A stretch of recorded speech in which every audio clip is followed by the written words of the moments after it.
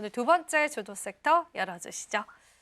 예, 전력 쪽 한번 보겠습니다. 장시간 달린 전력 관련주에 레이스는 계속된다라는 의견.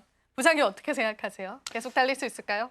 그쵸. 이거는 어쩔 수 없는 상황. 왜냐면은 가장 큰 어떤 기간 산업이잖아요. 네. 기간 산업이고, 그리고 지금 현재 뭐 트럼프 대통령 같은 경우에도 지금 LNG 쪽, 뭐 좀 빅테크 쪽에서 AI 데이터 센터 이건 둘째를 한다고 하더라도 이 LNG 쪽과 그리고 조선 쪽은 저희 나라가 지금 갑이거든요. 그러니까 이 전력기기 쪽 같은 경우에도 당연히 따라갈 수밖에 없는 그런 어떤 수출이나 이 수주 쪽에서는 계속 일어날 가능성이 있다라고 지금 생각이 되고 있고요. 지금 현재 본다고 하더라도 미국의 관세 리스크도 지금 크지는 않을 것으로 지금 보여주고 있어요. 뭐 그런 점을 본다고 한다면 지금 4월 초에 반도체 관세 0%로 전력기기 됐거든요. 뭐 그런 점을 본다고 한다면 지금 어떤 섹터별로 종목별로 이제 관세에 대한 부분에 있어서는 한동안은 전력기기 쪽은 예외로 될 가능성이 있다라고 좀 생각이 되고 있고요. 그리고 그런 부분을 오히려 뭐 관세를 매긴다고 하더라도 우리나라 전력기기 업체들이 미국 쪽에서의 공장을 그동안 너무 많이 잘 지었어요. 예, 그렇기 때문에 생산에 대한 부분에 있어서 관세를 아무리 설마 관세를 매긴다고 하더라도 이 전력기기 쪽은 큰 타격은 없을 거라고 지금 생각이 되고 있고, 그리고 이제 공장을 해서 말씀을 드리는데 우리나라 안에서의 공장에 대한 부분을 미국 쪽으로도 이전하는 방안을 몇 년 전부터 많이 고려했던 그런 상황이기 때문에 이 관세에 대한 리스크는 많이 없지 않을까라고 좀 생각이 되고 있고, 그리고 이제 결국은 이제 이 전력기기 업체들이 작년에 정말 핫했잖아요.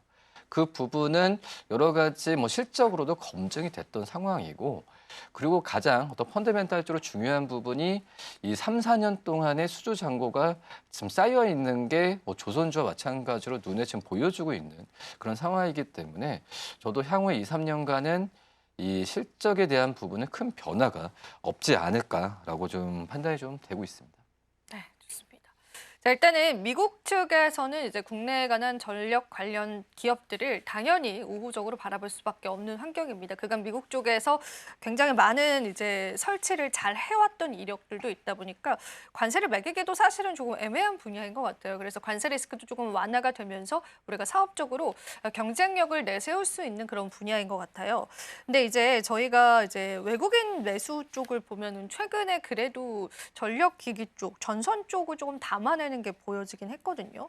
그러면 이제 외국인의 시선에서 봤을 때도 이런 모멘텀을 예상을 하는 걸까요? 아니면 좀 다른 시선에서 봐야 될까요?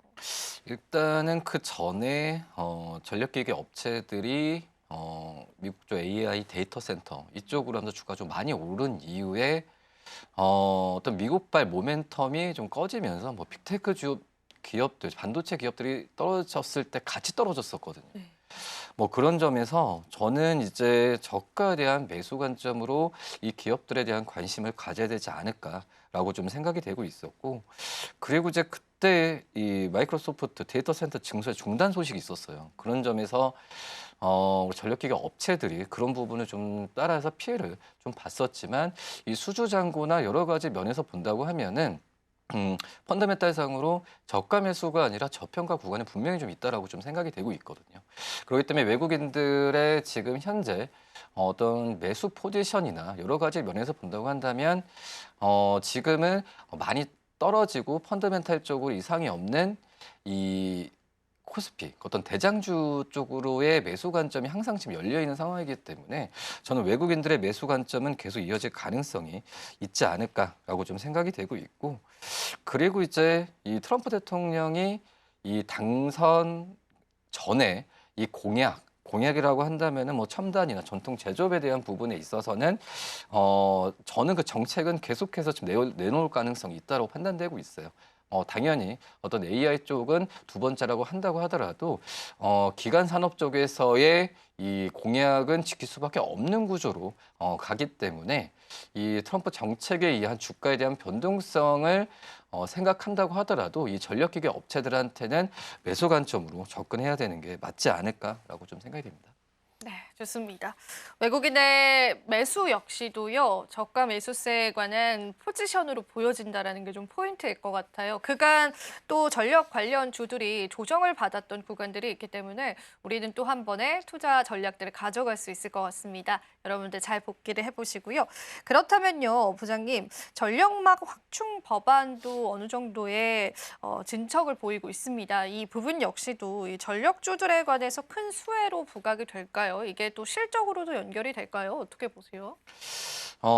우선 지금 이제 전력만 특별법도 그렇고 결국은 이제 해상풍력 특별법까지 합쳐진 그런 상황이라고 좀 볼 수 있겠는데 그러기 때문에 저는 이제 이 전력만 특별법 같은 경우는 어떻게 보면 한국전력이 주도를 하는 그런 상황이기 때문에 어떤 특정 섹터에 대해서 수혜가 간다라는 것보다도 지금 전체적인 어떤 정책 법안에 의한 관련 어떤 수혜라고 좀 볼 수 있겠고 이 부분에 있어서 전력만 특별법도 그렇지만은 이 해상풍력 특별법을 포함한 에너지 3법을 합의로 통과시켰거든요.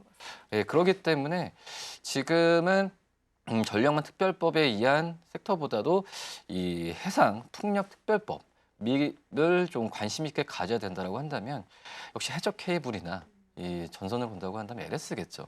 LS 엘렉트릭이라고 할 수 있겠고 그리고 이제 모회사라고 할 수 있는 LS까지도 관심 있게 좀 봐야 되지 않을까라고 좀 생각이 되고 있고요. 참 LS 관련주도 많아요. LS 마린 솔루션도 그렇고 뭐 이런 기업에 대한 부분에 있어서 자회사들의 어떤 실적에 대해서 그대로 또 연결할 수 있는 이 모회사 어떤 지주사 LS에 대한 관심을 좀 가져야 되는 게 맞지 않을까 판단됩니다.